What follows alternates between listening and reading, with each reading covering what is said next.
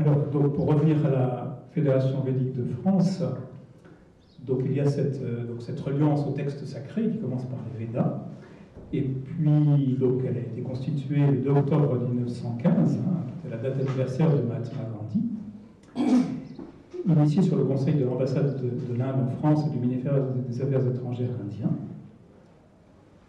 afin de constituer un interlocuteur représentatif de la spiritualité védique en France. Et elle regroupe 8 associations majeures de la tradition védique en France. Donc, bon, je ne vais pas les citer pour l'instant.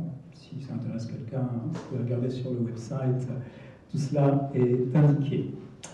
Voilà. Et puis les valeurs de la Fédération védique de France sont le respect de la vie et la sauvegarde de la nature, le sens des responsabilités et du service, la coopération, la tolérance, la compassion, la générosité, la dimension spirituelle de la vie, l'amour, la volonté d'évoluer intellectuellement, moralement et spirituellement.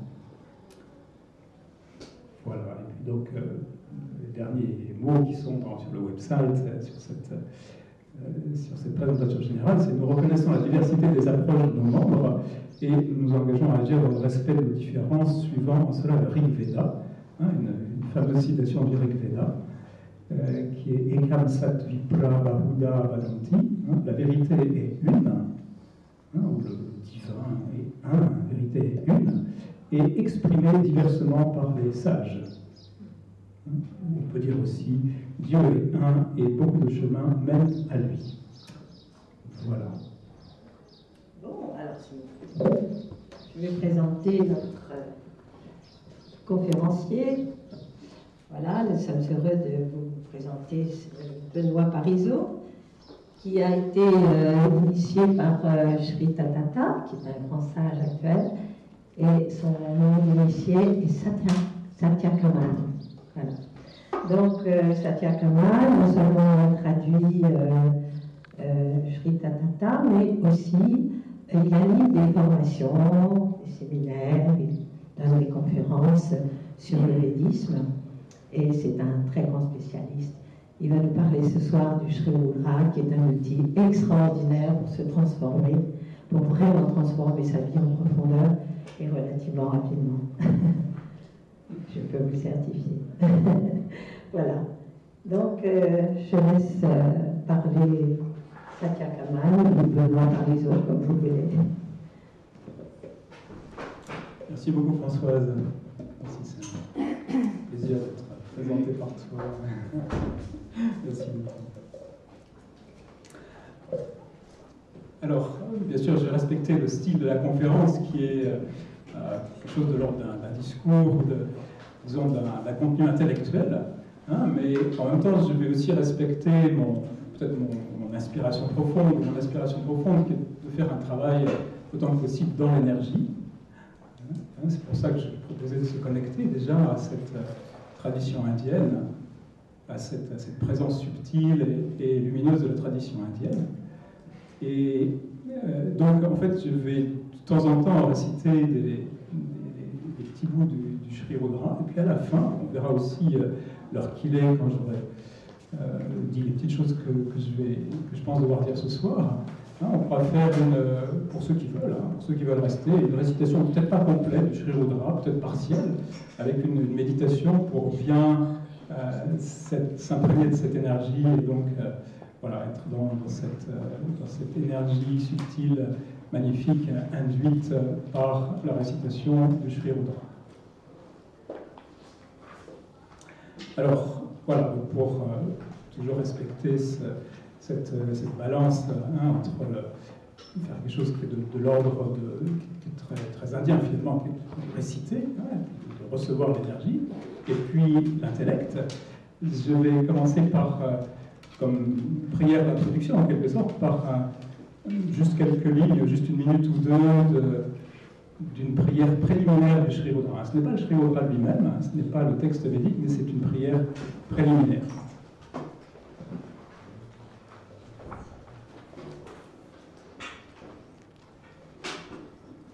Donc, ce que je peux vous proposer, c'est juste éventuellement de fermer les yeux et de vous laisser comme toucher par cette vibration, de vous ouvrir à cette vibration.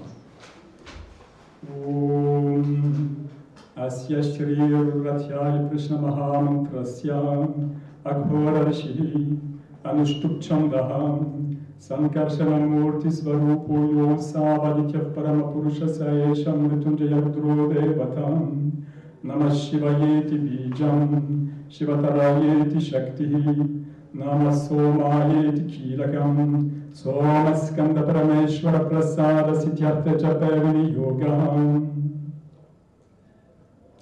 Om Apatarana Pastavanta Bhuvana Brahmandama Vispuratam Jyotispātika Lingama Virasat Purnandu Vantam Ritai Astoka Bhutame Kamishanam Shamrutram Vakam Japan Dhyayet Ipsita Siddhaye Dhutaparam Vipro Vishinjet Shivam Pitam Yasyata Vitari Jaladarakarasham Lingama Karasham Murtim Nakshatram Pushpamaryam Grahagana Kusumam Chandravahnyaktanetram Kukshi Sapta Samudram Bhujagavishikaram Saptapakalapadam Vedam Daktram Shalangam Dasharishivasalam Divyalingam Namami Brahman Vadyaptadeha Vasitahimarucha Vasamana Bhujangai Kante Kala Kaparda Kalitavishikalash Chandakoram Dahastaham Traksharudrakshana Pragantavivada Shambharamurti Vedam Rudra Sri Rudra Sukta Pragatavivada Aprayachantu Saukyam Om Ganana Antva Ganapati Gumhavamahe Kavin Kavinam Upamashravastamam Jyashtaracham Brahmanam Brahmanaspata Anashvindam Roti Vasaranam Shri Chaitanya Mahaganapataye Namaha.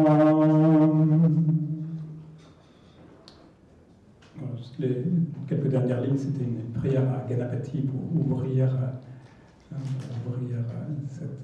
la récitation, pour ouvrir, disons, cette soirée, ce moment où la conscience.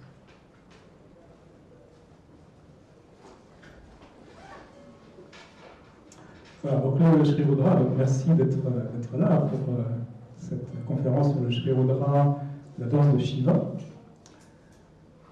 Voilà, donc le Shri Rudra, c'est un texte védique, il se présente, il nous est parvenu comme un texte védique. Ça vient du deuxième Veda, le premier étant le Rig Veda, le deuxième s'appelle le Yajur Veda, dans les parties 16 et 18. Et c'est vrai que donc, le Shri Rudra, ça évoque la danse. Rudra et Shiva, c'est pas très distinct en fait. Dans les Védas, on parle plus de Rudra, mais on va pas dire que l'un est différent de l'autre. C'est plus ou moins le même avec deux noms différents. Et d'ailleurs, le mot de Shiva est cité plusieurs fois, à la fois dans le préliminaire, et puis, comme vous avez entendu, et puis aussi au 8e Anuvak du Shri Rudra, c'est là que vient le fameux mantra Om Namah Shivaya. Il vient du 8e chapitre, du 8e Anuvak de la première partie du Rudra. Donc entre Rudra et Shiva, on ne peut pas dire que ça distingue tellement, il ne faut pas s'intéresser à la même distinction. Et donc, voilà, Rudra ou Shiva, la représentation peut-être la plus connue, c'est celle du Nataraja. Je n'ai pas tellement pensé à prendre une représentation, peut-être après pour ceux qui veulent, on pourra regarder sur l'ordinateur, voilà, la photo du Nataraja, cette magnifique danse de Shiva. Cette danse divine où tous les éléments de la création sont en évolution, en transformation. Voilà, donc est-ce que vous êtes prêts à danser ce soir? Donc peut-être pas physiquement, mais au moins dans l'énergie.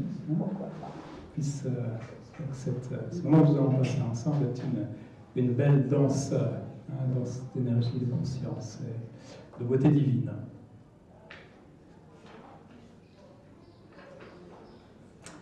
Alors, avant même d'entrer dans les éléments de signification, peut-être quelques mots sur, disons justement, la tradition indienne et bon, nous, disons, en Occident, suite à la Grèce, on est dans une tradition avec l'intellect extrêmement important. Et la tradition indienne, c'est extrêmement différent. C'est-à-dire que c'est plus l'énergie et puis les mantras, donc la sonorité, et tout ce qui, donc la méditation, donc tout ce qui appelle en fait, tout ce qui fait venir en soi de l'énergie de la conscience, qui est important. Et voilà, il est supposé, mais c'est quelque chose qu'on peut vérifier aussi, que lorsque l'on fait cette démarche-là, hein, lorsque l'on est en condition de recevoir de l'énergie, d'acquérir de la conscience, hein, peut-être par une pratique spirituelle, il y a aussi l'intellect se développe. Mais évidemment, c'est quelque chose qui est un petit peu différent. Hein, c'est un intellect peut-être qui est différent chez chaque personne, donc c'est un petit peu différent de la façon gréco-occidentale de transmettre de la connaissance. Mais bon, nous sommes dans des temps de toute façon où tous tentent à s'unifier, ce qui est extrêmement beau. Et donc, voilà, faisons un petit peu des deux, un petit peu de conscience-énergie par la vibration et puis un petit peu d'intellect. En tout cas, le Rudra, c'est un hymne. Donc, avant même on peut le commenter, comme on va faire ce soir, intellectuellement, en disant voilà, la signification c'est ci, c'est ça, c'est ça. Mais en Inde, la signification n'est pas tellement importante. C'est-à-dire, ce qui est important, c'est de réciter. C'est-à-dire, c'est un outil. Et non seulement ça, mais il y a quelque chose de très beau. C'est-à-dire que le Rudra, comme les autres, finalement, textes védiques, s'est transmis depuis la nuit des temps, de façon verbale, de génération en génération. Donc juste, on peut imaginer ça juste un instant, à quel point c'est extraordinaire que ces outils, ces blocs qui sont à la fois de la poésie, de la connaissance, de l'énergie concentrée, de la conscience, eh bien, cela s'est transmis sous une forme qui n'a pas varié, parce qu'il y a des clés de vérification, depuis des millénaires. Donc là, dans le site de la Fédération védique de France, ils disent les Védas d'au moins 5000 ans, mais en réalité, c'est un compromis avec l'Occident, parce que, en réalité, ça date de la nuit des temps, ça n'appartient même pas à l'histoire qu'on connaît, c'est quelque chose qui est infiniment ancien. Mais évidemment, on est en Occident, donc il faut des datations, donc on va dire, bon, c'est au moins 5000 ans, donc ça fait gentil, quoi. Mais en réalité, c'est pas ça, quoi. Et donc, c'est des centaines et des milliers de générations, et ça s'est transmis comme ça, peut-être dans les cercles brahmaniques, alors parfois de père en fils, ou en tout cas de maître à disciple, dans des cercles, dans des écoles, en Inde du Nord, en Inde du Sud, voilà, jusqu'à aujourd'hui. Et avec à peine des différences selon les écoles. Bon, certaines sont plus spécialisées en ceci, cela, etc. Et puis, donc, ces écoles, ils font la récitation, ils apprennent, alors évidemment, c'est de maître à disciple, donc ils commencent à apprendre à 4 ans, ou 5 ans, ou 7 ans. Et donc, voilà, en Inde du Sud, je vais fréquemment dans la shram de Sri Thalata, de temps en temps, il y a des brahmanes qui sont venus, qui sont des récitants du Rig Veda, donc c'est autre chose que le Yajurveda, mais peu importe, et qui le récitent par cœur. Alors, il leur faut quelques jours, parce que la récitation, on commence à 6h du matin, puis à 6h du soir, il leur faut 3-4 jours, et ils récitent par cœur la totalité du Rig Veda, comme ça. Mais évidemment, c'est colossal, mais ils ont appris quand ils avaient 4 ans, 7 ans, 10 ans. Et voilà, c'est comme ça que ça se passe. Donc aujourd'hui, c'est vrai que ça tend à se perdre en Inde, mais heureusement, il y a d'autres choses qui nous, peut-être qui prenons la relève. Mais c'est magnifique, ces écoles védiques. Bon, ça a des limitations, bien sûr, la tradition brahmanique a des limitations, mais en même temps, elle a conservé, transmis et honoré cette tradition génération après génération depuis la nuit des temps. Donc c'est quelque chose qui est vraiment magnifique. Et donc à l'ashram auquel moi je suis lié, celui de Sri Thalata, il y a eu une récitation, un grand rituel au Sri Rudra qui a eu lieu en février dernier. Et ça durait 11 jours. Parce qu'en fait, le 11, c'est le chiffre du Rudra. Il y a 11 chapitres dans la première partie, 11 chapitres dans la deuxième partie. Voilà, 11, c'est vraiment le chiffre du Rudra. Et donc, cette grande cérémonie, ce grand rituel a duré 11 jours. Et il était fait avec 11 récitations par jour. Alors, c'est une récitation un petit peu particulière, c'est-à-dire que la première partie faite vraiment en soi, la deuxième partie seulement une fois, mais voilà, c'est un style qui s'appelle, peu importe, un style de récitation. Et puis par 11 brahmanes. Voilà, qui récite à toute vitesse, et bien sûr, nous, on court derrière, parce que même si on a appris, quand il récite vite, nous, on est un peu largués. C'est assez impressionnant, mais bon, voilà, on va essayer de les ralentir un peu, du coup, on arrive à faire avec eux, mais sinon, quand il allait vraiment vite, on était tous largués. Mais bon, voilà, c'est magnifique de voir ces brahmanes, donc ces écoles, qui sont souvent autour des grands temples, en Inde du Sud ou en Inde du Nord.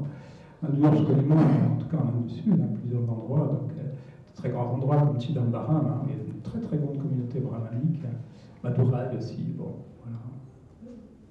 Donc c'est ces transmissions qui ont lieu, et puis c'est vivant, c'est-à-dire que il y a voilà, ça continue d'être transmis de maître à disciple, il y a des rituels qui continuent d'être faits. Et, bien sûr, il y a l'assaut du modernisme, hein, mais ça continue, comme ça peut.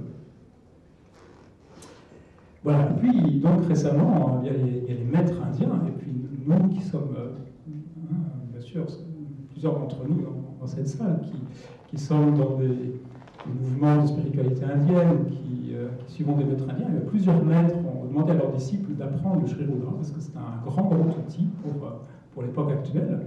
Hein, donc, moi j'appartiens à Sri Tadata, mais en fait, le premier probablement à avoir demandé à ses disciples, c'est Sai Baba.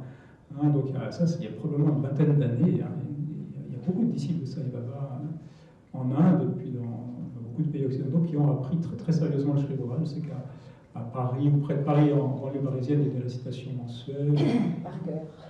Ouais, certains le connaissent par cœur. Okay. Et Christophe Ouais. Une vitesse.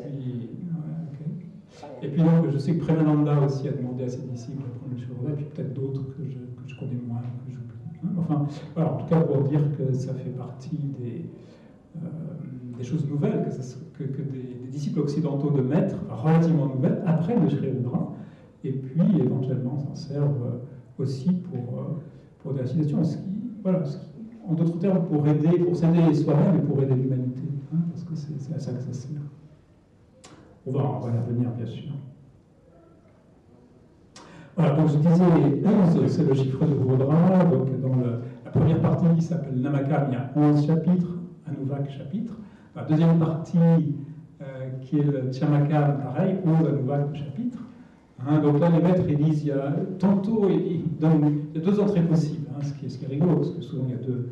Voilà, c'est là aussi on voit que l'intellect n'est pas comme chez nous, très figé, etc. Donc là, il y a deux entrées possibles. Ou bien on dit que le 11, c'est comme les 10 sens, hein, parce que dans la tradition indienne, il y a les 10 sens de perception et les sens d'action. Hein, 5 plus 5, ça fait 10. Et puis le dernier, qui est le mental. Ou bien alors, on dit que le 10, ce sont 10 pranas, hein, 5 pranas principaux, 5 pranas secondaires, et puis le 10e, c'est le prana central, celui qui circule dans le prana central.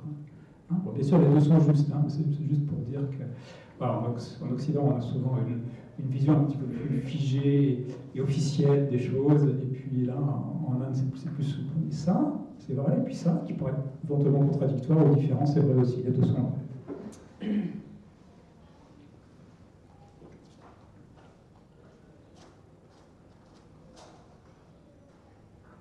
Voilà, donc avant d'entrer dans le détail, je vais commenter certains chapitres, certains Anuvak, pas tous, hein, parce qu'on n'aurait pas le temps, ce serait un petit peu fastidieux, mais certains qui peut-être sont un petit peu plus intéressants que d'autres. Hein, mais avant ça, dire que voilà, ce qui est important, c'est pas tant la signification que la récitation. Donc là, juste une citation de Sri Tadata qui dit l'écoute et la récitation du Sri Rudra purifient notre être à tous les niveaux, celui du corps physique, du mental et de l'intellect. La répétition du mot nama dans notre espace intérieur brise la coque qui isole la partie non consciente de notre mental où se cache la véritable cause de tous nos problèmes. C'est comme si on avait des parties non conscientes de nous-mêmes, hein, qui sont là. C'est des énergies, des germes d'énergie qui sont là, toujours avec nous. Et in fine, ce sont des vibrations en réalité. Hein, ces mémoires négatives qu'on a en nous, peut-être les psychologues écrivent, en réalité, c'est des vibrations. Eh bien, donc la façon de Sri Rudra d'agir, c'est une façon complètement différente des méthodes occidentales de thérapie. Hein. C'est une méthode, on peut dire, directe, bien sûr, il faut la répéter. Hein.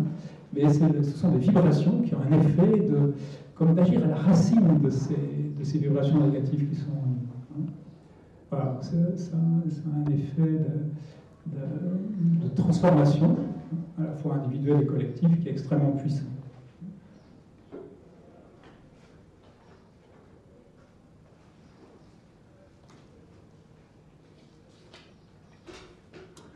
Donc les deux parties du Rudra, donc le Namakam. Hein, donc le Namakam, c'est parce que tous les versets, en fait, se terminent plus ou moins par Namaha. Nama ou Namo, etc.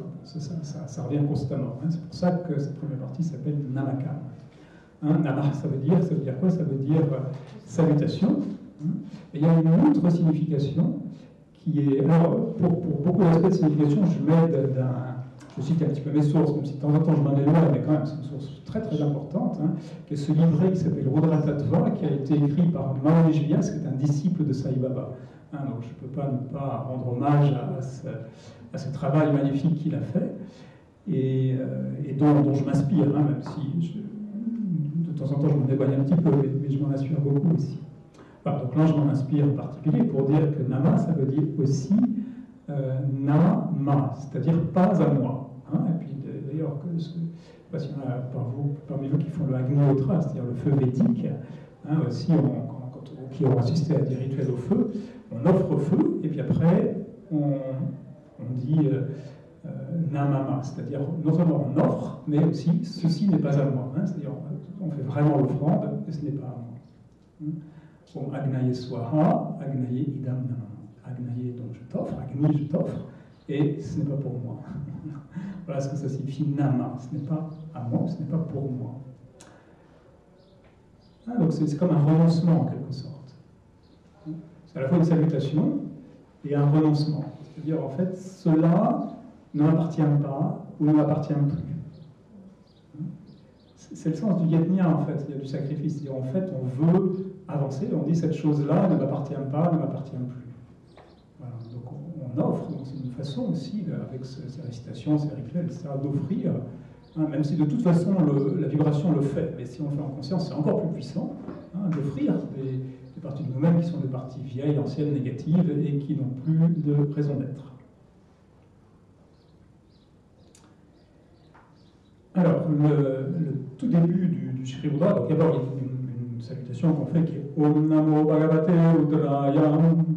Et après commence le texte védique, donc le 16e chapitre du Yajurveda, pour en parler, avec Om Namaste Rudramanya Vanto Tanishave Namaha. Bon, voilà. Là, c'est une petite farce.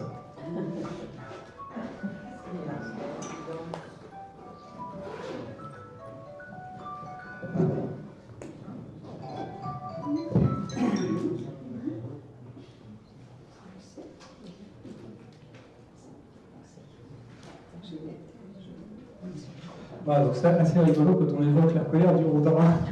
Téléphone.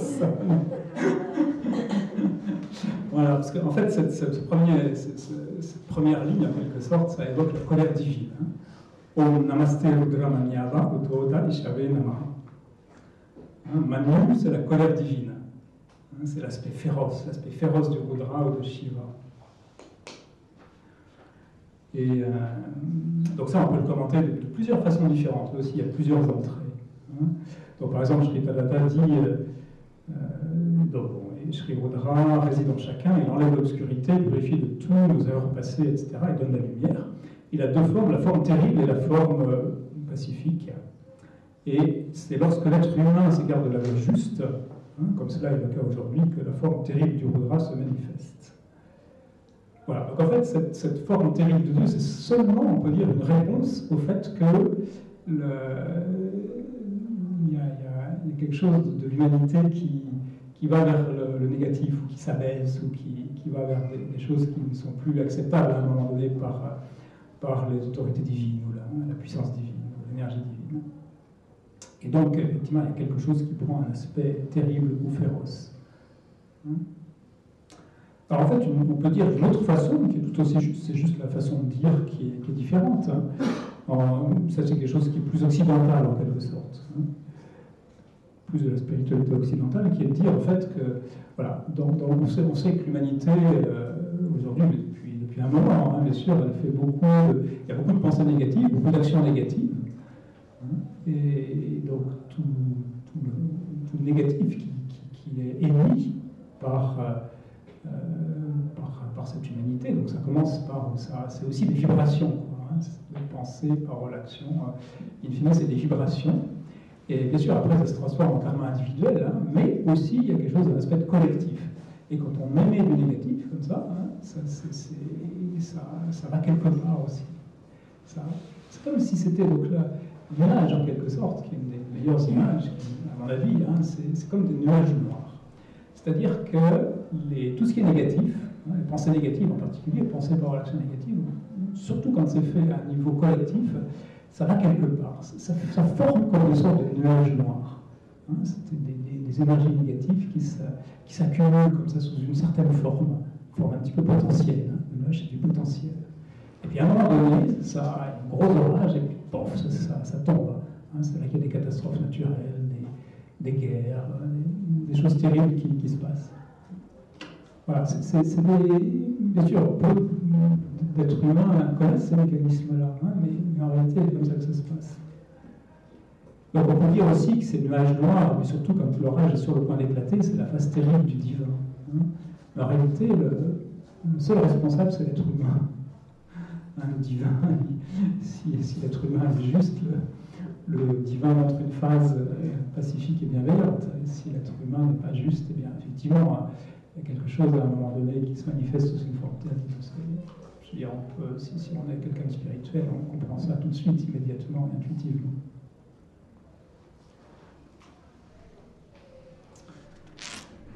Et donc, des récitations comme celle du Sri Rudra, elles permettent d'agir sur les nuages noirs. C'est-à-dire, on n'attend pas que les nuages noirs se condensent en catastrophe, mais on agit directement pour le blanchir un peu, pour le réduire un peu. Hein, et comme ça, on évite toutes les pratiques qui sont faites à grande échelle, tous les grands rituels, ils évitent des choses difficiles. Hein, ils réduisent ce karma collectif qui est quelque part, comme ça, comme des nuages noirs. Hein, ils vont agir dessus avec la vibration. Et donc, ils le réduisent. Donc, effectivement, si ça se condense à un moment donné, ça va être beaucoup moins terrible que ce que ça aurait pu être. C'est vrai qu'on est dans des années, là, en ce moment, où il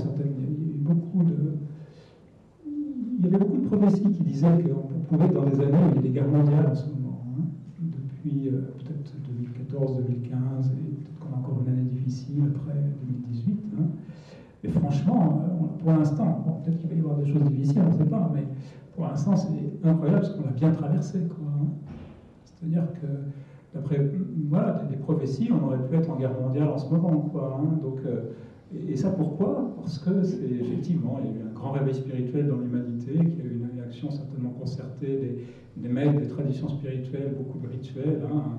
Donc, bon, voilà, beaucoup de maîtres en ont fait. Hein, encore une fois, j'appartiens à Sri Tadata, il a fait plusieurs très très grands rituels pour l'humanité, hein, du Mahayana. Tout cela a certainement réduit l'ampleur des catastrophes de beaucoup.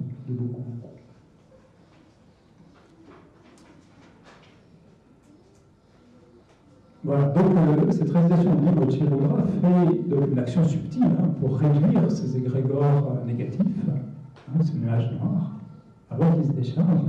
Hein, donc ça se passe essentiellement par la vibration, mais si on peut ajouter de la conscience, c'est encore mieux.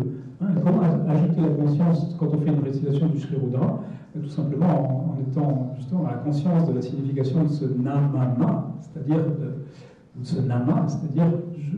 j'offre parce que je ne veux plus. Hein, c'est-à-dire cet aspect négatif qui est en moi, ou cette violence par exemple, je l'offre. Hein, je l'offre en conscience, hein, avec fermeté et dans la vibration, pour que ça se guérisse en moi, pour que ça se refaire, pour que ça se transforme, Donc plus on va transformer sur soi-même en conscience, hein, on va se transformer en conscience, plus aussi on est au niveau global. Tout est lié. Parce qu'effectivement, cet hymne védique, il a un aspect, dans sa genèse, il a un aspect du global, du collectif. Hein. Donc là, on va se nouveau sur les idées transmises par Maurice Vyas. Et donc il raconte la genèse de l'île de Sri Rudra. C'est quelque chose de c'est une très belle histoire. Donc je vais vous la raconter. C'est un rishi roi des temps anciens. Parce qu'on sait qu'en fait tous les mantras et tous les védas ont été donnés par des rishis. Les rishis, c'était des êtres supérieurs. C'était pas vraiment des êtres humains. Hein. C'était une classe d'êtres qui est différente des êtres humains, mais ils ont une apparence humaine, hein, qui existe depuis le début de la création. Et qui ont une perfection et donc des capacités de loin suprahumaines. Hein. Donc il y a une phase où ils ont début de la création, où ils ont accumulé de la connaissance en restant, dit la tradition, des milliers d'années, des centaines, des millions d'années en méditation. Et ils avaient un corps qui était probablement dans cette phase-là pas tout à fait physique, pas tout à fait densifié. Voilà. Donc ils pouvaient rester très longtemps en méditation. Ils ont accumulé par cette méditation de la connaissance et ils ont fait venir tous les Védas, tous les mantras. Et ils en avaient, donc ils faisaient des ascèses, puis à un moment, c'était le fruit qui venait sous la forme de la révélation du mantra. Et donc cela venait sous une forme à la fois sonore et auditive. Voilà, donc ça c'est la généralité sur les mantras, Rishi, Veda. Ok. Dans le cas du Sri Rudra, c'est plus tardif, parce que ça n'appartient pas à cette phase primordiale, on peut dire, des Rishis, la constitution de la connaissance. Ça appartient à une phase un petit peu plus tardive, parce que c'est un Raja Rishi, c'est-à-dire Raja, c'est-à-dire un roi. C'est-à-dire qu'il était à la fois Rishi, donc être très élevé spirituellement, et roi d'un peuple, d'un pays, etc. Ce qui est un cas de figure assez rare. En fait, en général, même dans des temps un petit peu moins lointains, les rishis étaient plus les conseillers des rois. Mais lui, il était à la fois roi et rishi. Ok.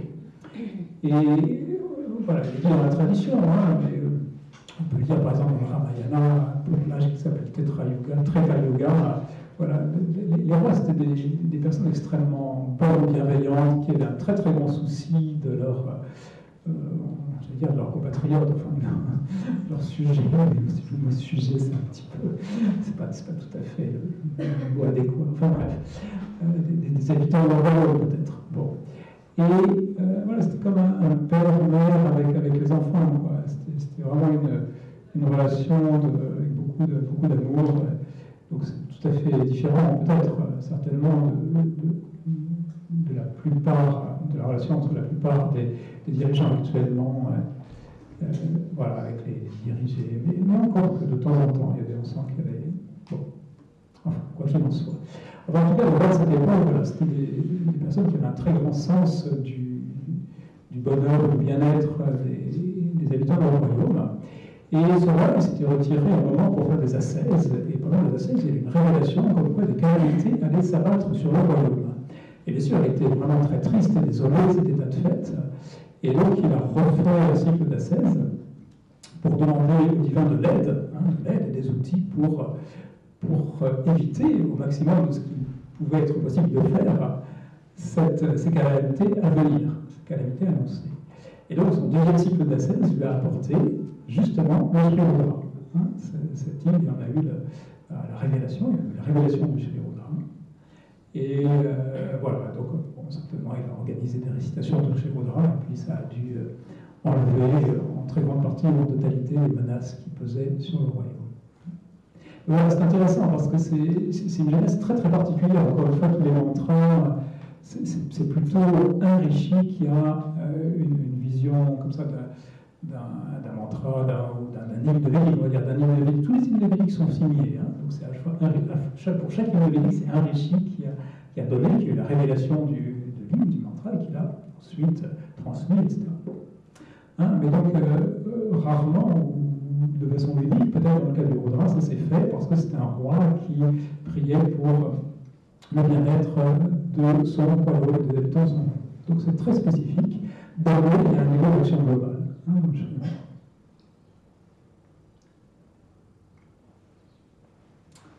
Voilà, et donc ça, on peut dire aussi que probablement, ça veut dire que le Sri Rudra est très, très adapté à l'époque actuelle. Il y a tellement de négatifs, tellement de menaces. Et donc, encore une fois, c'est pour ça que les maîtres incitent leurs disciples à apprendre et à réciter en groupe le Sri Rudra, parce que ça fait, même si personne ne le sait, mais ça fait du bien, ça fait du bien au global, ça fait une action vibratoire qui nettoie, avant que les choses se condensent sous forme de souffrance. Ok, donc ça c'était des commentaires avec les toutes premières lignes du Sri Rudra. Et disons de façon générale, du premier anuvak du Sri Rudra, du Namakam, mais de façon plus générale, voilà, c'est effectivement cette colère de Dieu qui est évoquée au tout début, et puis tout reste dans cette énergie-là, où on demande à cette forme féroce, cette forme terrible, de Shiva ordra de désarmer en quelque sorte, hein, et de renverser cette colère, hein, donc qui n'est rien d'autre que les grégores noirs, en quelque chose de beaucoup plus bienveillant et agréable pour l'être humain. On désarme cet arc, etc. Ok. Donc, après, il y a le deuxième Anuvak, et puis bon. Donc, là, le deuxième Anuvak, le style change complètement. Hein, là, c'est comme une louange au divin, hein, au Seigneur omniprésent, omniscient, omnipotent, Maître suprême qui déploie l'univers, hein, qui nous indique le chemin, qui nous emmène plus haut, etc. C'est plus bienveillant, on peut dire. Et puis, bon, enfin, voilà, donc il y a 3, 4, 5, 6, 7, et puis je vais aller directement, non pas pour troisième Anuvak, parce que là il est très spécial. Et voilà, je vais le commenter un petit peu. Hein. Donc je vais d'abord réciter les premières lignes du troisième Anuvak. Nama Sahamanaya Vyadima Avyadiminam Pataye Namo Namaka Kubaya Nishangine Estenanam Pataye Namo Namo Nishangina Shulimate Taskaranam Pataye Namo, etc. Et donc, ce troisième Anuvak du Namakam, il est connu parce qu'il fait référence à Shiva ou Rudra comme le seigneur des brigands, des escrocs et même des assassins. Et donc, évidemment, c'est un petit peu, comment dire, voilà, c'est assez rare que dans un texte védique, hein, Dieu, hein, parce que là, Shiva, c'est Dieu, hein, c'est pas le Shiva de la Trinité, hein, c'est pas Shiva avec Brahma, Vishnu, Shiva, non, c'est directement Shiva, c'est un nom de Dieu. Hein. Là, c'est juste ça. Okay. Donc, c'est assez rare dans le texte védique de voir Dieu décrit comme le Seigneur des voleurs, des brigands, des assassins, des chefs d'armée, etc. C'est rare. Et donc, voilà, ça c'est un aspect aussi de la danse de Shiva. Hein. Et ça mérite quelques commentaires. Et voilà, donc il y a plusieurs niveaux d'interprétation, hein, qui ont tous leur justesse, leur intérêt, et qui s'imbriquent d'ailleurs un petit peu les uns dans les autres. Donc la première façon de voir, c'est de dire que, bon, c'est un rappel que finalement le négatif fait partie de cet univers. Hein. Cet univers, il est duel, et il y a des polarités, donc il y a des positifs et des négatifs, de même qu'il y a le jour, la nuit, etc. Il y a une infinité de polarités et de dualités dans cet univers. Alors certainement, avec le saut d'évolution actuel, hein, des temps actuels, on va vers moins, à terme, hein, quand on aura vécu quelques phases de purification, hein, on va aller vers quelque chose qui sera beaucoup plus agréable à vivre, hein, une vie beaucoup plus belle, où il y aura moins de dualité. Hein, mais il y en aura toujours, hein, parce que s'il n'y avait plus du tout de dualité, en fait, l'univers se résorberait, hein, reviendrait dans la source. Donc il en faut un sens. Mais aujourd'hui, les êtres humains, ils ont fait en sorte, ils ont fait fort. C'est-à-dire qu'on a amené trop de négatifs. Hein. C'est pour ça que, comme il dit dans la Bhagavad Gita, Krishna s'incarne, ou Vishnu, les énergies de Vishnu s'incarnent par les maîtres, hein, pour aider à ce qu'il y ait une transformation et un rétablissement de l'équilibre, parce qu'il y a trop de négatifs. Donc là, on veut aller dans un niveau où les choses soient beaucoup plus équilibrées et il y ait moins de négatifs. Hein. Ça, c'est ça, la période actuelle dans laquelle on est, qui est un grand entre-deux ères. C'est ça qui se passe, hein, sachant que c'est infiniment complexe. Infiniment complexe. Mais l'idée générale, c'est ça. On va vers moins de dualité, mais bien sûr, toujours un certain niveau de dualité. Mais il faut beaucoup nettoyer, ne serait-ce que pour aller vers moins de dualité. Ok.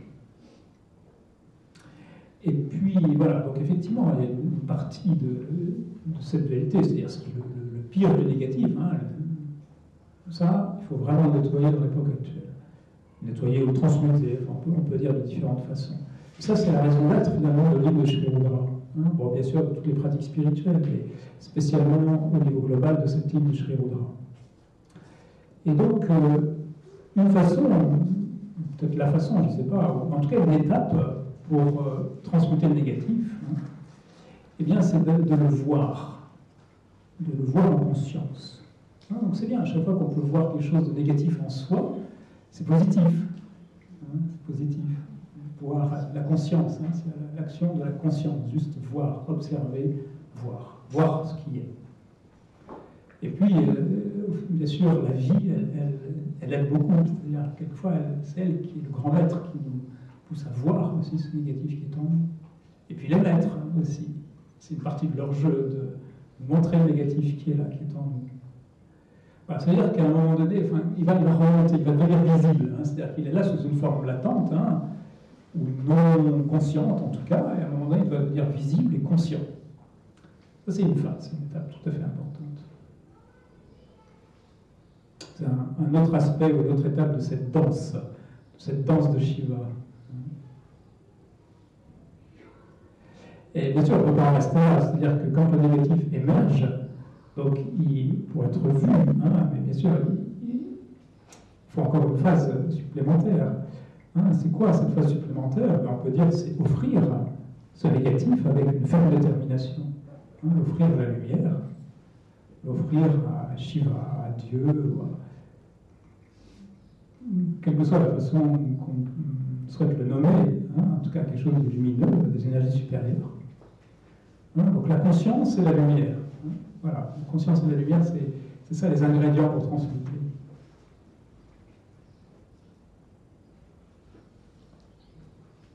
Donc on voit le négatif. Ensuite, on utilise des protocoles, donc la pratique spirituelle, hein, la citation de Sri Rudra ou autre, pour faire descendre des énergies supérieures, lumineuses, de la lumière. Et puis, voilà, on offre le négatif à cette lumière et ça fait avancer d'un cran. Hein, c'est la danse qui se déploie. Quelque chose a avancé, quelque chose s'est fait et on a grandi.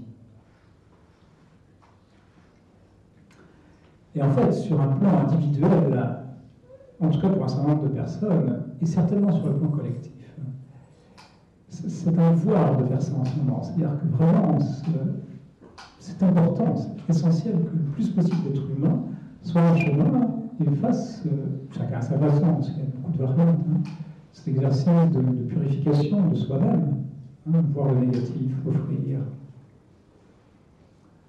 en faisant descendre de la lumière. Parce que si on ne le fait pas, eh bien, peut-être que Dieu va intervenir. Hein, c'est ce qu'on a vu au début, c'est l'image noire ou la face terrible de Dieu. Et ça, c'est une autre facette aussi. C'est pour ça que, donc effectivement, Rudra Shiva, tantôt c'est celui qui est armé, qui présente son aspect terrible, hein, mais ici, dans le Vague 3, c'est le chef des voleurs et des assassins. Hein, c'est un petit peu la même chose, c'est-à-dire que voilà, si on ne fait pas ce qu'on a à faire, si on n'avance pas assez vite sur le plan individuel ou global, eh qu'est-ce qui se passe? Dieu intervient. Et là, ça risque de être très drôle. C'est-à-dire qu'il va peut-être nous voler ce qu'on avait tendance à garder ou pas offrir assez vite, il va nous voler. Hein, il va prendre de force. Quoi. Il va provoquer quelque chose dans la vie pour que, oui, on finisse par voir ce qu'on a à voir et avancer. Et ça, c'est au niveau collectif, tout aussi juste qu'au niveau individuel. Donc voilà, c'est pour ça que Dieu est aussi le voleur, et voire l'assassin. Ça ne veut pas forcément dire qu'il va mettre un fin à du physique, encore plus, ça peut arriver. Mais bon, il y a quelque chose qui va transpercer en nous. Enfin, tout est possible. Et aussi, à un moment donné, il est dit que Shiva, c'est le voleur de bijoux. Ça, c'est assez délicieux, c'est très inspirant. Ça veut dire en fait que Dieu prend ce qui nous est précieux. Ça, c'est quoi ce qui nous est précieux? C'est les attachements. Justement, tout ce qui est pour nous difficile de lâcher. Voilà, donc si on met trop de temps à le lâcher, eh ben, il se peut que Dieu ou la vie interviennent. Ok, ça va être un peu plus rude. Voilà, donc il nous vole nos bijoux. Pas seulement la chose matérielle, mais tous les attachements qu'on peut avoir, quels qu'ils soient.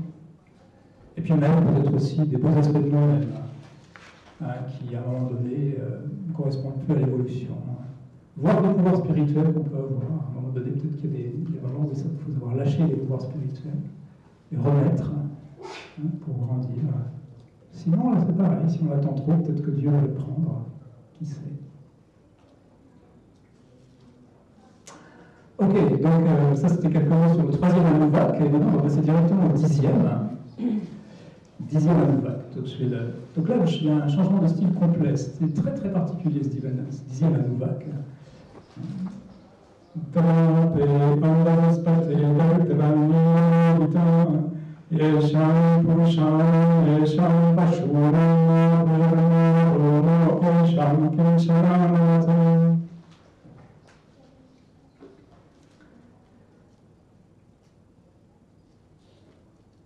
Et donc là, c'est comme un précis de transmutation du négatif en positif, ce dixième Anouvak. Il est assez long, 12 strophes. Et puis, donc, là, on voit bien que le travail avec les mantras, le travail médique, il est multidimensionnel. C'est-à-dire, c'est pas comme en thérapie où on va travailler un aspect de nous-mêmes. Là, en fait, comme on travaille avec la vibration, ça touche tous les aspects de nous-mêmes, ça touche tous nos corps. Ça touche effectivement, comme il y avait la citation de Srivata au début, donc tout le physique, le pranique, le mental, l'intellect, les corps supérieurs, l'individuel, le global. Et puis encore autre chose, ça touche le passé, autant que le présent et le futur. Ça agit absolument partout. Ça, c'est le travail védique, le travail avec les mantras, multidimensionnel, ça touche tout. Quand on travaille, on touche tous ces aspects, parce que nous sommes des êtres multidimensionnels. Bien sûr, on a pas conscience de ça ordinairement. On est un petit peu restreint dans notre perception de nous-mêmes, mais en réalité, on est des êtres multidimensionnels. Et donc voilà, ces outils védiques qui touchent toutes ces dimensions-là. Pour les transformer, les harmoniser, les faire grandir, les rendre lumineux. Ok, première strophe de la paix, c'est les désirs en soi, qui nous font courir dans tous les sens. Bon, là, c'est l'interprétation de Mohan Juvias, mais elle est très très belle, donc je me permets de la suivre. Les désirs, qui, comme le Bouddha a dit, c'est la cause ultime finalement de tous les karmas qu'on s'est fait, donc de toute la souffrance. Donc effectivement, si tous les désirs, tous les désirs excessifs, tous les désirs qui n'ont plus lieu d'être, on les travaille avec les outils, avec les mantras, et tous les outils dont on peut avoir l'usage, eh bien, ça c'est bon, ça fait progresser la conscience vers l'unité, ça nous fait grandir. Deuxième strophe qui dit que voilà, c'est une forme auspicieuse du Rudra, donc en faisant cela, nous devenons des êtres positifs et lumineux, qui rayonnent la positivité vers les autres êtres. Troisième strophe de ce dixième Anouvak, la transmutation des pensées négatives, parce que ça c'est un gros travail qu'on a à faire. Là du coup on peut utiliser des outils occidentaux aussi, c'est-à-dire s'observer et puis voir, essayer de travailler sur la positivité des pensées, éliminer les pensées négatives. Ça le fait à la fois pour les outils mantriques, indiens, et puis pour ceux qui veulent pour les outils occidentaux, en tout cas il faut le faire. Voilà. Donc la transmutation des pensées négatives laisse la place aux pensées positives. Ainsi, les personnes et toute l'énergie, tous les royaumes, les animaux, etc., autour de nous, sont placés dans un champ de positivité. Si on fait ce travail-là, c'est-à-dire en positif, non seulement pour nous-mêmes, mais on entraîne tout autour de nous. Donc, tous ceux qui vivent avec nous, autour de nous, etc. Par cercle croissant. Et puis, dans la quatrième strophe, les amis intérieurs étant détruits, il nous reste la grande relation avec le divin, le surrender au divin et la voie divine. Voilà, puis si on est resté toujours dans cet alignement au divin, dans le dharma, dans cet alignement au divin et dans la paix intérieure que cela amène. Et puis voilà, cinquième strophe, tout en étant divinisé, les grands aspects comme les petits, les ascendants sont purifiés. Donc voilà, ça purifie aussi les ascendants. Ce travail-là, ça touche le passé, ça purifie aussi les ascendants et tout le passé. Sixième strophe, ça purifie aussi nos enfants et donc tout le futur, de cette vie et du futur, etc. Tout devient divin, dans la descendance cette fois. Avant dans l'ascendance, maintenant dans la descendance. Et de l'offrande de nous, le surrender, émerge en nous le héros divin, c'est-à-dire celui qui aide les autres à grandir. Septième strophe, nos désirs et nos tendances guerrières étant transmutés, notre conscience-connaissance étant purifiée par le feu divin, cesse l'identification au corps et nous accédons à la conscience suprême.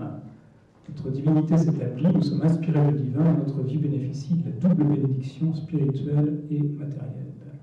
Dvibara, la double bénédiction, spirituelle et matérielle. 8e strophe, l'énergie pure qui réside à l'intérieur de nous avec son aspect destructeur est vue comme divine et éternelle. C'est-à-dire qu'à un moment donné du chemin, à un moment avancé, tout ce qui est négatif, en fait, de soi-même, c'est du passé, soudain, on en comprend une sorte de basculement qui se fait, on en voit la valeur positive ou la valeur éternelle et que ça appartient au jeu divin. Et c'est vu comme quelque chose de pur. Alors, nous sommes plus soumis au négatif, au déclin, non au chakra. 9e strophe, non seulement soi-même, mais encore d'autres êtres proches de nous bénéficient de cette transmutation. Leur mauvaise tendance étant à leur tour transmutée. Alors, une générosité divine émerge chez tous, et les enfants, la descendance et le futur reçoivent la bénédiction de la vie divine. 10e strophe, il devient facile de voir l'amour-générosité divine, le Dushtama, dans tout ce qui arrive dans l'univers entier. C'est-à-dire que là, effectivement, à un moment du chemin, là aussi, le regard change, la façon de voir change, et donc on ne voit plus rien en négatif, en quelque sorte. Voilà, donc après, il y a des choses un petit peu difficiles à interpréter, peut-être on peut dire, chez l'être humain plus accompli, l'arbre est déposé tout en haut de l'arbre. Donc, ça veut dire une ouverture de canal, ici tout en haut peut-être, et en bas on trouve la peau d'animal, la peau d'animal qui indique sans doute que la transmutation de toute l'animalité en nous est accomplie. Et puis ça tend à dire, ça montre l'arbre, qui est la colonne de lumière intérieure, montante et descendante, énergie montante, lumière descendante. Okay. Donc là, quand on atteint ce stade-là, il y a une sorte de perfection dans l'alignement divin et dans les énergies qui circulent en nous.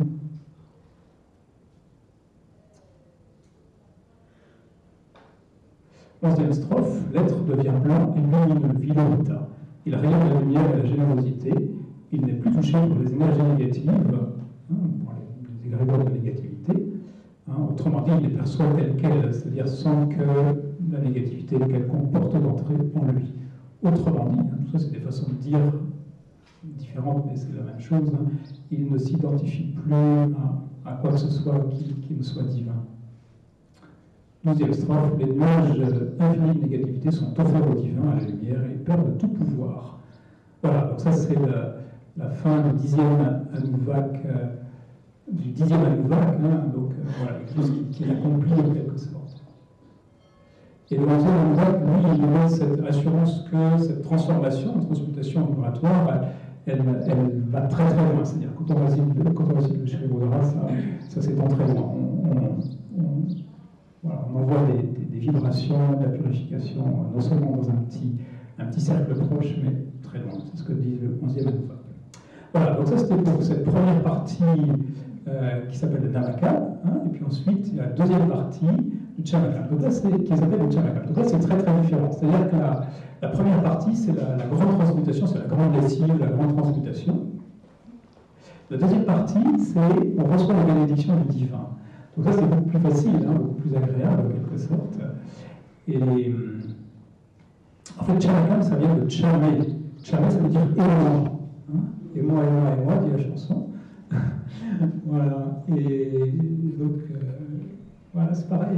On est comme des êtres, peut-être que là, on est dans son corps d'enfant, et puis on demande à Dieu, ne m'oublie pas, donne-moi, à moi aussi, à moi toutes tes bénédictions. Voilà ce que ça veut dire le Chamakam, Chamé, et moi aussi, ne m'oublie pas. Alors, bon, aussi, on pose à Anuvak, donc le premier. C'est assez facile de voir il y a toute une progression depuis les choses matérielles jusqu'aux choses les plus spirituelles, plus hautement spirituelles.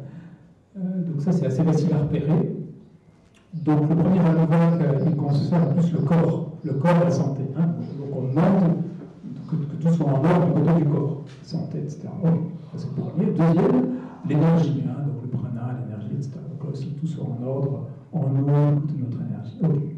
Après, le troisième, c'est le mental et les qualités mentales. Pareil, on demande d'avoir que notre mental soit équilibré, etc., qu'il y ait toutes les qualités mentales qui viennent en nous. Okay. Ça, c'est les trois premiers plans, tels que décrits dans la tradition védique, les 7 plans d'existence, donc les 3 premiers là. Ok, quatrième strophe du Chamakam, c'est l'abondance. On demande l'abondance. En particulier toute la nourriture physique, Mais c'est plus large que ça, en fait. On demande, voilà, comme l'énergie de l'abondance, hein, le cycle de l'abondance. Donner, recevoir. Encore plus recevoir, c'est peut-être plus dans le 5e Anouvak. Mais voilà, ce cycle de l'abondance. Et puis la mention est faite explicitement de tout un tas de graines, hein, à la fois des céréales et des légumineuses. C'est assez étonnant de voir ça. Hein, donc peut-être que c'est comme aussi, peut-être que ça. Là, du coup, ça fait voir une autre réalité cosmique qui est qu'il y a des germes qui se développent en énergie. C'est un cycle. Enfin, comment il y a les graines et puis il y a l'énergie pour faire pousser les graines. Tout dans le cosmos est sur ce modèle-là, en fait. Semence et énergie. Ok, donc là, peut-être qu'on demande beaucoup d'énergie, à la fois beaucoup de semences et beaucoup d'énergie dans ce 4e Anouvak. Ça, c'est une interprétation. Ensuite, le 5e Anouvak, c'est, à mon avis, en tout cas, c'est la transformation de la matière. Donc ça rappelle que l'homme doit agir dans ce monde avec la matière. Et que tout ça n'est pas un hasard si on est incarné, c'est vraiment partie de la vocation de l'être humain, d'être dans la matière, au contact de la matière, hein, matière minérale, tout un tas d'éléments de la matière minérale, et puis aussi végétale, etc. Bon, voilà. Donc on doit faire quelque chose avec cette matière. Hein. C'est normal peut-être de construire des maisons, des choses comme ça, hein, d'édifier, pourquoi pas des temples. Enfin, en tout cas, on doit coopérer avec la nature, on doit faire quelque chose avec cette matière de la nature. Et voilà, donc le mot maître mot là, ici c'est karma, hein, pas entendu comme karma négatif, hein, parce que en fait karma en sanskrit ça veut dire action tout simplement. Hein, donc ça rappelle que l'être humain est un être d'action, il ne doit pas être là à rêvasser, on est là pour agir dans cette incarnation. 6e Anouvak, hein, donc là c'est tout à fait particulier parce qu'il y a le mot Indra qui revient constamment. Agnischa, Indrascha, Somascha, Indrascha, etc. Il y a Indra qui revient à chaque fois. Donc là, l'interprétation qu'on peut faire, hein, bon, c'est peut-être pas tout à fait certain, mais enfin, c'est que c'est fait. Faisons tout, demandons à recevoir en conscience, à la fois que notre conscience elle-même voilà, soit comme dans beaucoup de belles énergies, et que tout ce qui nous vient soit en conscience. Peut-être que voilà, c'est à partir peut-être de cette Anouvak 6 qu'on entre dans une conscience spirituelle, on peut dire ça comme ça aussi. Hein, que donc, tout ce que l'on va recevoir et faire à partir de ce moment, parce qu'en fait c'est comme une sorte de cartographie, et bien sûr ce Chamakan, dans un sens le Dhammakan aussi, mais le Chamakan c'est comme une cartographie aussi du chemin spirituel, c'est une autre façon de le voir. Hein, donc ça veut dire qu'à partir de ce moment-là, tout ce qu'on fait c'est avec la conscience. Le 7e Anouvak, c'est la connexion où on demande à recevoir des énergies supérieures, hein, des énergies des grands Devas. C'est très solaire en fait. Mais plus généralement des grands Devas du cosmos en quelque sorte. Hein, des grandes énergies du cosmos, être connecté avec ces grandes énergies, à les recevoir en conscience. Le 8e Anouvak, il est très particulier parce que c'est tout ce qui. C'est comme on prépare le yajna. On prépare le yajna, c'est-à-dire le rituel au feu. On prépare le rituel au feu, on commence à préparer tous les ingrédients, Donc, bien sûr, il y a l'âtre, il y a le bois, il y a ce qu'on va offrir au feu, il y a le nectar. Enfin, on prépare tout le rituel physique en quelque sorte, au feu. Hein. Voilà, donc c'est ça que décrit l'Anouvak 8. Hein, donc, implicitement, en tout cas, l'interprétation spirituelle qui me semble être juste, même si de toute façon toutes les interprétations sont justes, hein, si elles ont un degré d'inspiration, elles sont justes. Hein, donc une interprétation qu'on peut faire en tout cas, c'est la préparation de notre être hein, dans ces différents niveaux, dans ces différents corps, à une grande expérience de réception d'énergie divine, de lumière divine. Et puis, on en vient, maintenant je vais décrire un petit peu plus longuement les Anouvak, hein, à partir du 9e, hein, parce que là ça devient donc des choses très spirituelles, très très très belles. Donc, le 8e, on disait, ça prépare, hein, on prépare le yajna, et le 9e, ça y est, c'est le yajna lui-même, parce que le premier mot du 9e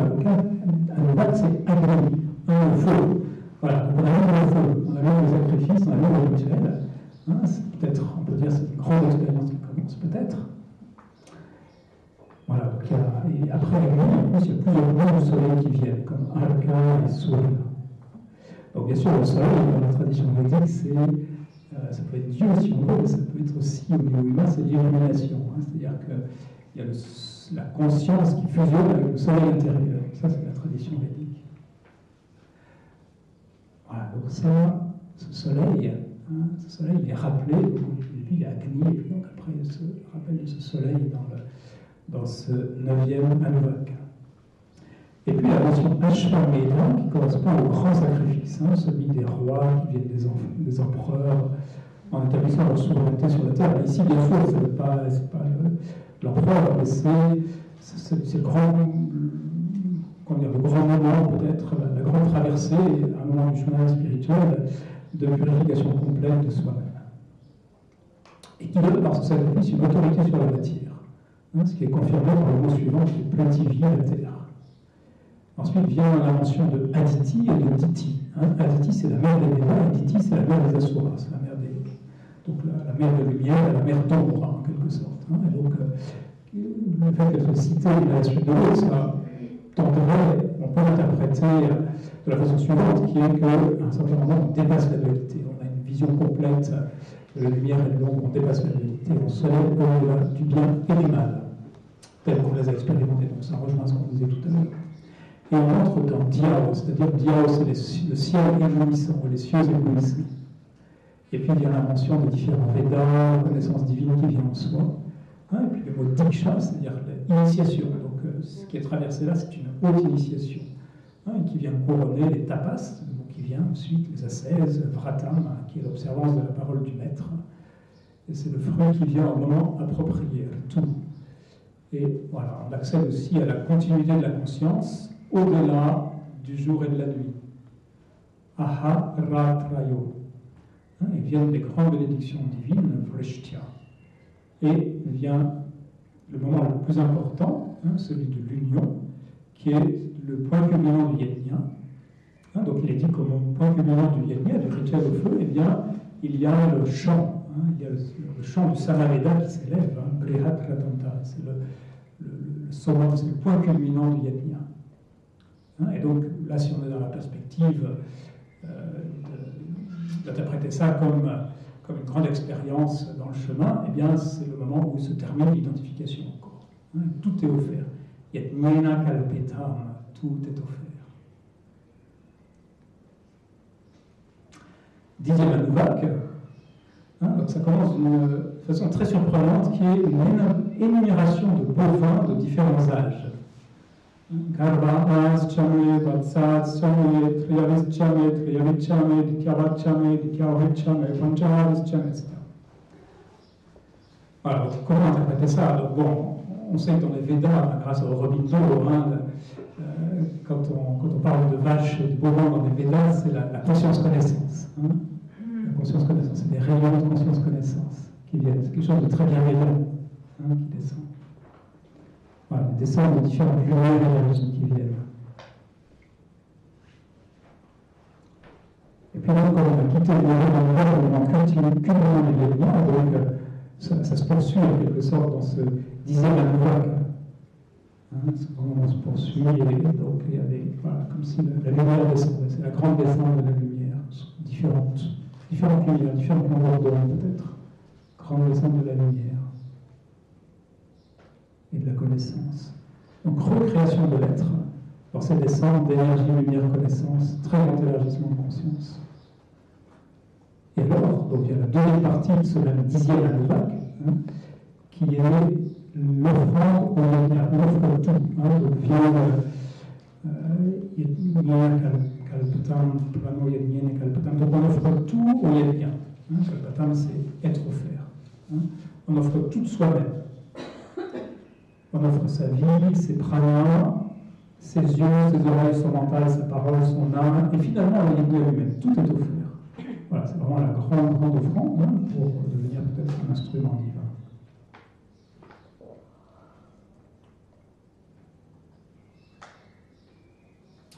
Et puis donc, 11e Anuvak, qui est en continuité, là encore. Hein. Ekachane, Tisrachane, Panchachane, Saptachane, Navachane, Ekavachachane, etc.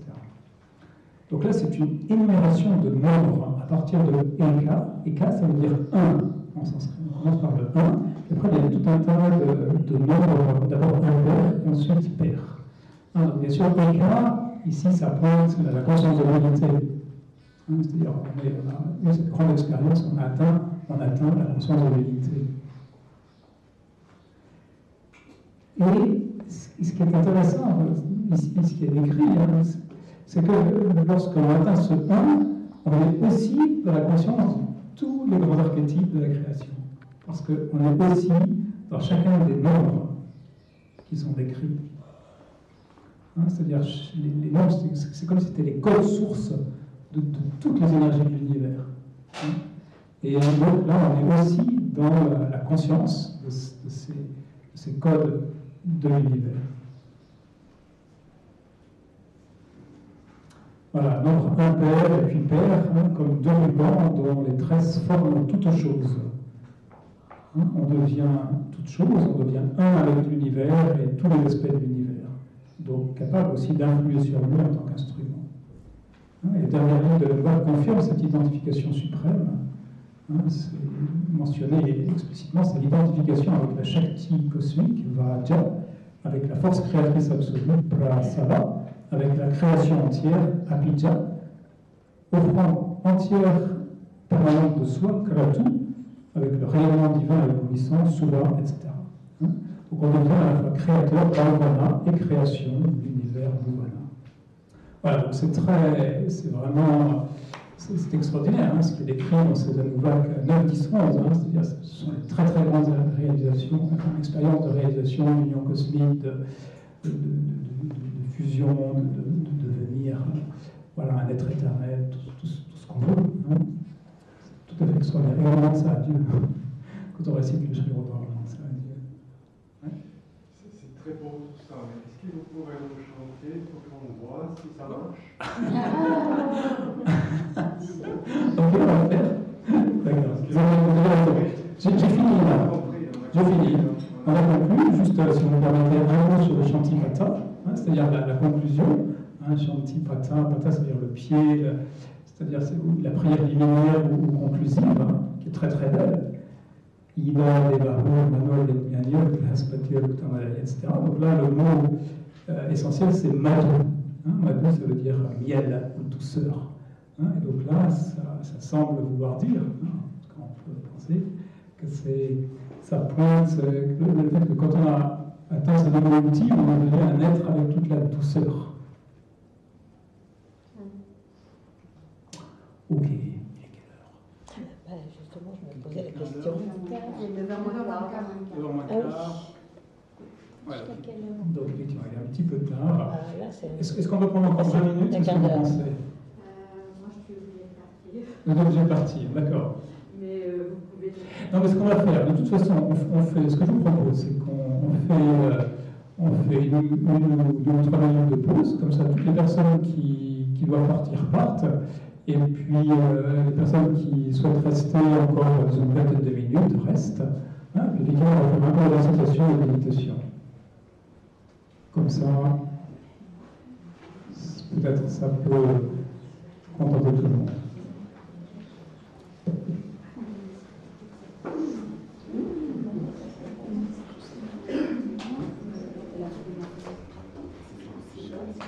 Oui, absolument.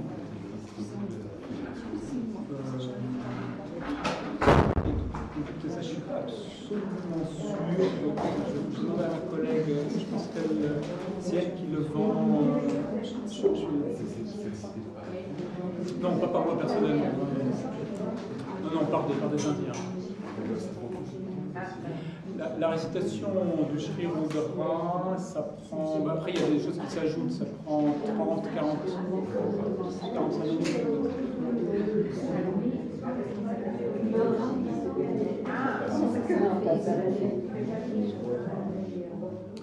Sinon, je rappelle qu'il y a une corbeille qui est placée près de la porte, là, c'est pour les offrandes, c'est pour la Fédération védique de France, et c'est juste pour tenter de que les coûts de la salle soient compensés. Voilà, donc, il n'y a aucun profit, c'est juste que toutes les offrandes sont bienvenues parce que bien sûr, cette salle, il faut la louer, donc tous ceux qui peuvent mettre quelques euros, c'est bienvenu pour juste compenser le coût de la salle.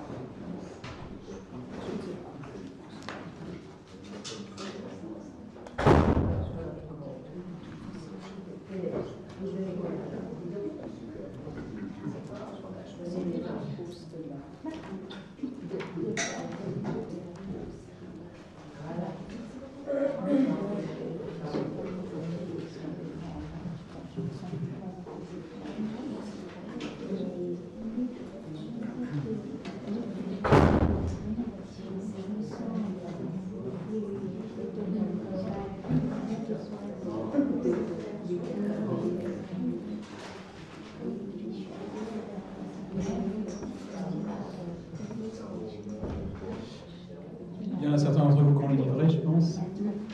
Ouais. Ah, donc si vous voulez, tous ceux qui le connaissent, on va réciter ensemble. Bien sûr, on ne précise pas tout. Hein. Donc je propose on commence à Om Namo Bhagavate Ruddraya, donc la Novak 1, conférence en entier. Après on passe au 10. Alors, les petits, Françoise. Oui, effectivement, ça c'est dans une. Voilà, ça c'est édité par les éditions de Sai Baba. Hein, donc effectivement, ça. Tout à fait, non ?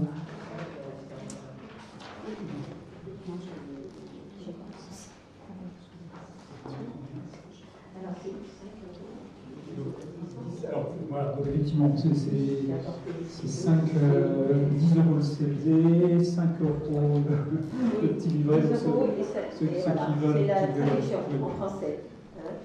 C'est surtout le texte en sanskrit, quoi. En translittération du sanskrit, c'est-à-dire, en fait, mis dans notre considération du sanskrit, c'est-à-dire, on s'est mis dans notre alphabet, quoi, avec quelques signes diacritiques pour prendre les lettres sanskrites, hein, mais on peut le lire sans savoir lire le Devanagari, hein, c'est dans notre alphabet à nous.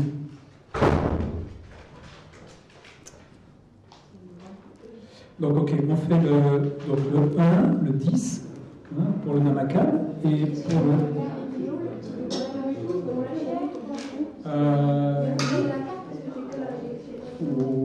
oui, bah, écoute... non, mais c'est pas grave. Ceux qui ne le connaissaient pas, vous l'écoutiez. Hein, parce que de toute façon, ça s'improvise pas tout à fait de réciter. Vous allez buter, ça ne va pas forcément être une expérience super drôle. Donc, il vaut mieux que vous vous mettiez en condition, que vous vous ouvriez. Donc, vous ouvrez la vibration, juste ça.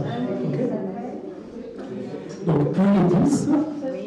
Et après, dans le Chanaka, on fera 1, 9, 10, 11. Tu le rediras au fur et à mesure? Non. 1, 9, 10, 11. Donc 1 et 10 et 1, 9, 10, 11. 1 et 10 et 1, 9, 10, 11. Ok? Pour ceux qui ne connaissent pas, bon, si vous voulez, vous pouvez suivre un peu, mais il vaut mieux, ça ne s'improvise pas à l'université comme ça. Donc il vaut mieux, ça s'apprend, ça prend longtemps. Et il vaut mieux que vous écoutiez et juste vous ouvrez, vous écoutez, vous ouvrez à la vibration. Ok? 1 à 10 et 1 de 10, 11. Voilà, c'est ça. On y va?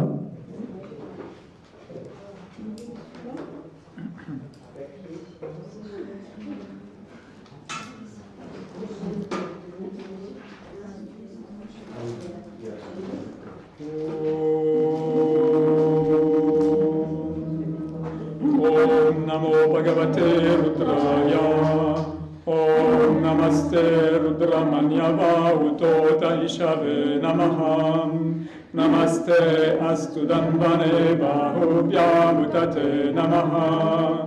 Eata ishu shivatama shivam babuvate danuhu Shiva Charavyaya Tavatayano Rudram Hridayam Yate Rudra Shiva Tanura Kura Papakashini Tayanastanuvasham Tamaya Girishanta Vichakashi Yamishum Girishanta Haste Piparshastave Shivan Giritratan Kurumahigam Sef Purusham Jagata Shivena Vachasatva Girisha Chavadamasim Yatana Sarvamidjagar Ayakshmagam Sumana Asatam Adyavochadari Vakta Pratamodayvyo Vishakam Aheguscha Sarva Anjambayan Sarva Aschayatudanyam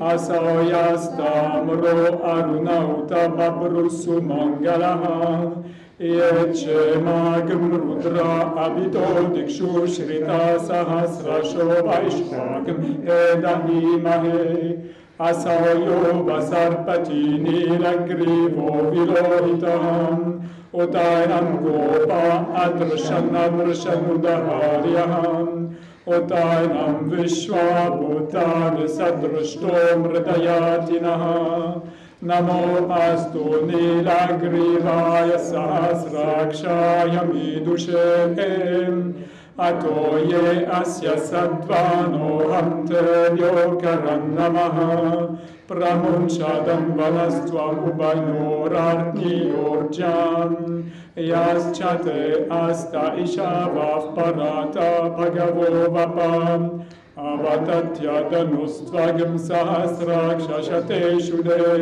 Nishirya Sharyana Mukha Shivona Sumana Pavan Vijam Dano Kapardino Visharyo Banavagam Bhuta Aneshanasya Shava Apurasya Nishangati Yate Termidushtamahasthe Bahuvate Danuhum Tayasman Vishwatastvam Ayakshmaya Paripujam Namaste Astvayudayana Tataya Trushnave Ubabhyam Tate Namo Bahubhyam Tavadanvane Parite Danvano Hetirasman Vrenaktu Vishvataham Atoya Ishudistavare Asman Nidehitam Namaste Astu Bhagavan Vishveshwaraya Mahadevaya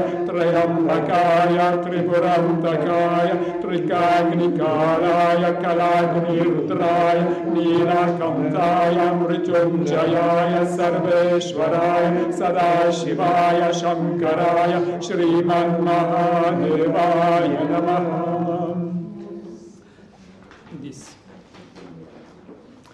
Drape andasaspate daritra nilalorita Esham Purushanam Esham Pashunam Mavermaromo Esham Kimchanam Amata Yate Rudra Shiva Tanu Shiva Vishwa Haveshaji Shiva Rudrasya Veshaji Dayano Mridaji Vase Imagam Rudraya Tavase Kapardine Ekshayadviraya Prabaramahe Matim Yatana Shamasat Vipate Chatushpate Vishvam Pushtam Grame Asmin Nanaturam Mridano Rudrodano Mayaskridekshayadviraya Namasavite Mate Yacham Chayos Chamanura Yajepita Tadasya Matavarutra Pranetaum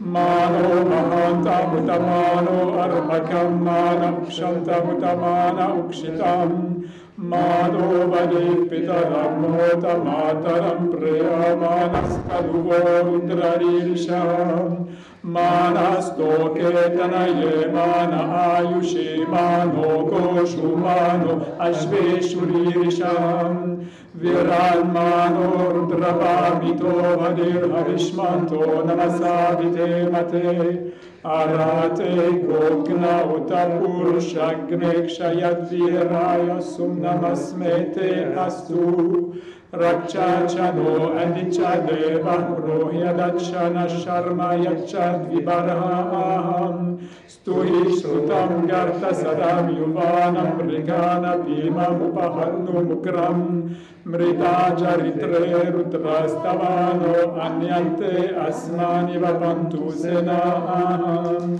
Parino Rudrasya Eternatu Parit Veshasya Nurmatira Kayo Avastira Magavatyastan Ushvamidvastoka Yatanaya Yamridaya Megushtama Shivatama Shivona Sumana Pavam Parame Vriksha Ayudan Nidaya Kritim Vasana Charabina Kambi Pradagahi Vikirita Vilohita Namaste Astu Bhagavaham Yaste Sahasra Gurheta Yonyamasmani Vapantutam Sahasrani Sahasrada Bhuvostava Hetayaham Tasami Shano Bhagavav Parachina Mukhakriti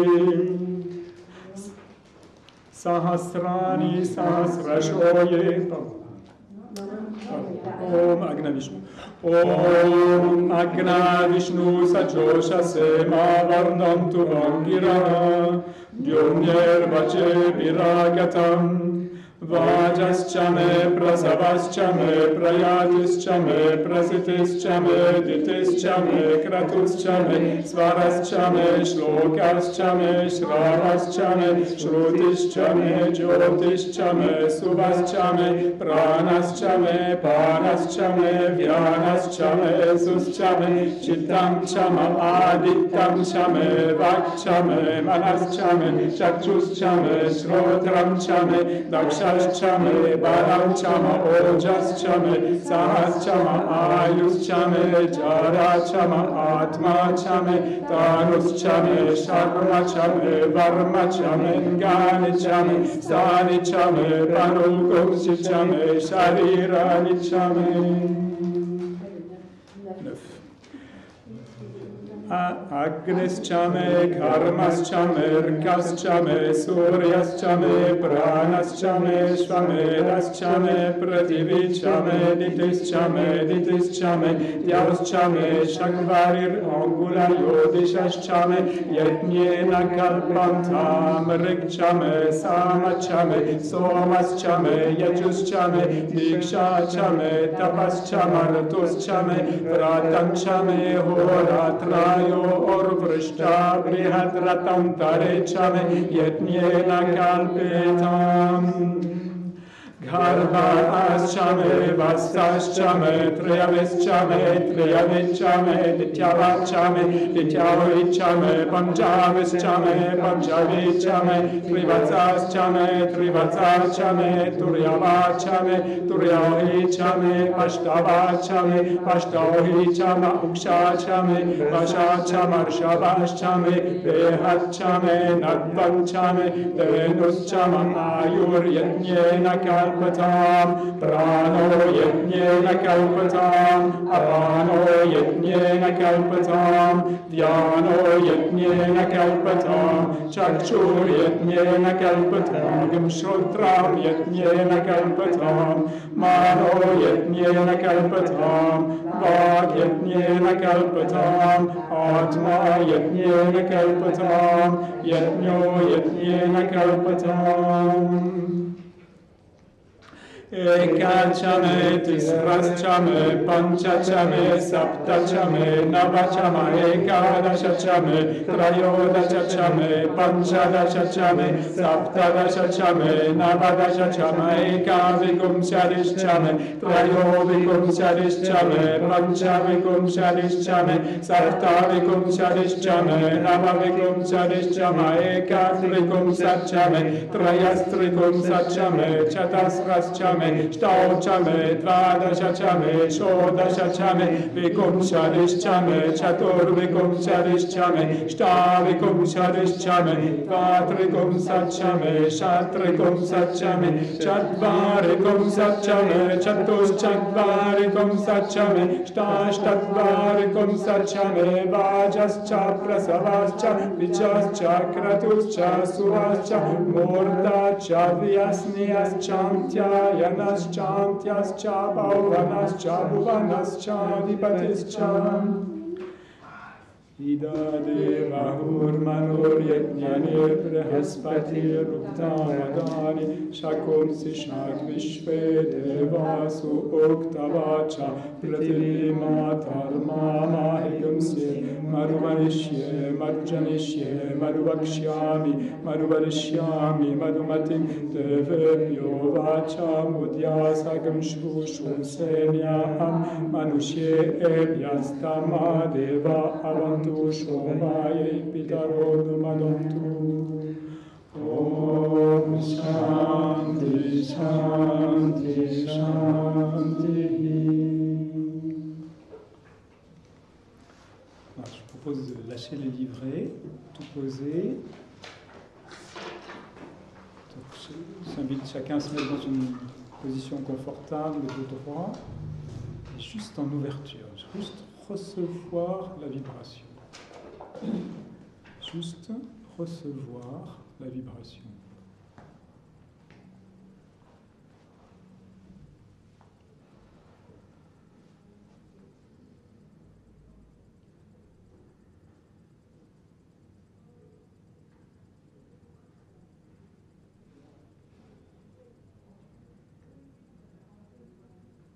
Nous ouvrons toutes les parties de nous-mêmes.